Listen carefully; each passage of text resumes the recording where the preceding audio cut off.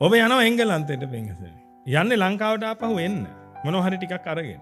එංගලන්තේ ඔබ අවුරුදු 20ක් විතර ජීවත් වෙනවා. ඒ අවුරුදු 20ක් ජීවත් වෙලා ඔබ බඩු භාණ්ඩ ටිකක් එකතු කරගන්න. හැබැයි පින්වතුනි මේ එකම බඩුවක්වත් ලංකාවට ගේන්න බෑ ඒව තහනම්. නමුත් ඔබ ඒවම එකතු කරනවා. ඒක ලංකාවට ගේන්න පුළුවන් එකකුත් තියෙනවා. හැබැයි ඔබ ඒක දිහා බලන්නේ නැහැ.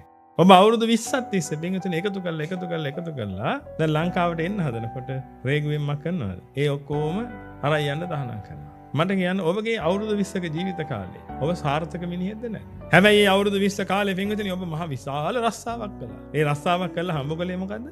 අර ලංකාවට අරගෙන එන්න බැරි ඒවා. හරි කීර්තියක් දිනාගෙන හිටියා. ඒ කීර්තියක් දිනාගෙන හම්බ කළේ මොනවද? ලංකාවට අරගෙන එන්න බැරි ඒවා. දැන් ඔබගේ වීසා එක ඉවරයි. දැන් ලංකාවට යන්න තියෙනවා. මොනවද අරන් යන්න වෙන්නේ? එහෙනම් දැන් මට ඔබ කියන්න ඔබ ගත කරපු ජීවිතේ සාර්ථකයිද?